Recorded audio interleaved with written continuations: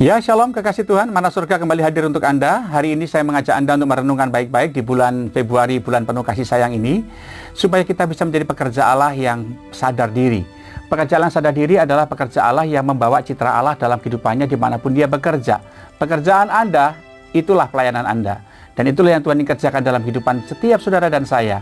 Anda dipercayakan sebagai apa? Bekerjalah di situ. Karena disitulah Anda diutus Tuhan sebagai ergates, sebagai pekerja-pekerjanya Tuhan. Dan bagian yang menarik adalah seorang bekerja pasti mengharapkan yang namanya prestasi. Pasti dia mencapai sesuatu yang namanya karir atau puncak prestasi. Dan prestasi itu tidaklah boleh membuat saudara sebagai pekerja Allah untuk memegahkan diri, untuk menyombongkan diri. Kenapa?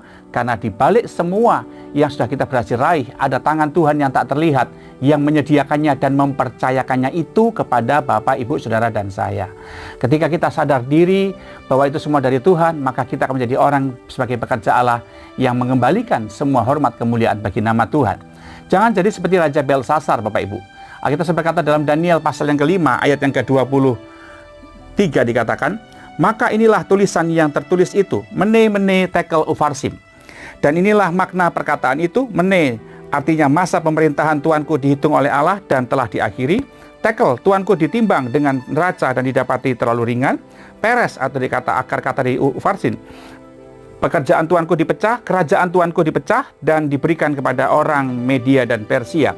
Dari tiga kata meni tekel ufarsin ini dapat kita ambil kesimpulan bahwa Tuhan itu mengerjakan kepada setiap kita segala keberhasilan, segala kejayaan itu bukan untuk disombongkan, tapi untuk disadarkan diri.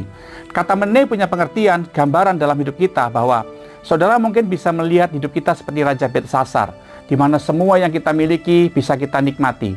Tapi Alkitab berkata semua itu harus kita sadari bahwa itu semua ada sifatnya sementara. Kenapa? Karena hidup kita ini adalah hidup yang sementara. Alkitab saya berkata bahwa masa pemerintahan dihitung oleh Allah. Kita sedang dihitung oleh Tuhan. Berapa masa hidup kita menjalani hidup kita sebagai pekerja Allah.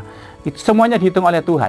Tidak ada semuanya berjalan tanpa seizin Tuhan. Dan Tuhan menghendaki pada kita untuk kita bisa menghargai kepercayaan Tuhan ini ketika kita diberikan berkat itu, yaitu hidup kita ini. Dan Tuhan menghadapkan kepada kita bahwa Dia punya kuasa untuk mengakhirinya. Ketika hari ini saudara lupa bahwa hidup ini adalah hidup sementara, maka hidup kita akan sembrono, berkata sembrono, berperilaku sembrono, hidup tanpa pertobatan, hidup tanpa penyesalan akan dosa, sehingga hidup kita selalu menyakiti Tuhan, sehingga tertuju kepada kesombongan. Tidaklah demikian yang Tuhan kehendaki dalam hidup kita. Hidup kita, dimanapun kita berada, dipercayakan kuota masing-masing. Dan kalau kuotanya habis, kita dihitung oleh Tuhan, kita diakhiri, maka kita harus menghadap kepada tahta pengadilan Kristus. Seperti yang tercatat di dalam 2 Korintus pasal 5 ayat yang ke-10, bahwa setiap kita harus menghadap tahta pengadilan Kristus untuk diadili oleh Tuhan. Kemudian kata tekel punya pengertian bahwa kita ditimbang oleh tangan Tuhan yang membawa neraca. Apanya timbang? Berat badan? Bukan kekasih Tuhan, tapi rohani kita, kerohanian kita, itu yang timbang oleh Tuhan. Kalau rohani kita sehat, maka berat rohani kita pasti punya bobot. Bobot itu adalah kata dalam bahasa Ibrani dari kata kemuliaan. Jadi kemuliaan Tuhan itu memberikan kita value, nilai. Itulah hidup yang berbobot. Hidup yang mencerminkan kemuliaan Allah, itulah hidup yang berbobot. Waktu Tuhan menimbang kita, rohani Anda ditimbang, maka hidup Anda akan menjadi bagian yang menyenangkan Tuhan. Dan jangan sampai didapati terlalu ringan. Kata terlalu ringan dalam Alkitab bahasa Ibrani menggunakan kata yang merujuk arti kata tidak memuaskan. Nah, kalau kita kasih makan badan kita naik punya bobot. Nah, roh kita juga pribadi yang harus dikasih makan, yaitu dengan firman Tuhan, dengan saat teduh, dengan saat teduh dengan Tuhan, bersekutu dengan Tuhan, itu memberi makan roh, Bapak Ibu kasih. Dan itu membuat rohani kita bertumbuh sehingga kita menjadi dewasa rohani. Itu sebabnya mari jangan didapati Tuhan hari ini. Kalau seandainya Tuhan membawa neraca, apakah rohani Anda didapati Tuhan ringan atau berat? Berilah makan setiap hari rohani Anda. Cintailah firman Tuhan. Sukalah berdoa. Sukalah bersekutu dengan Tuhan. Dan aplikasikan firman dalam kehidupan saudara. Maka itu membuat rohani kita berbobot.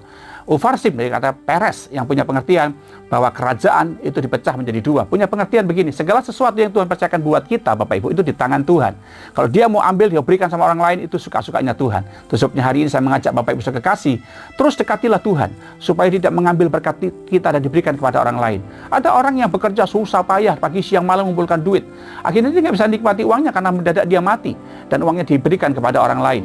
Nah, itu sebabnya saya mengajak Bapak Ibu kasih untuk merenungkan akan hal ini.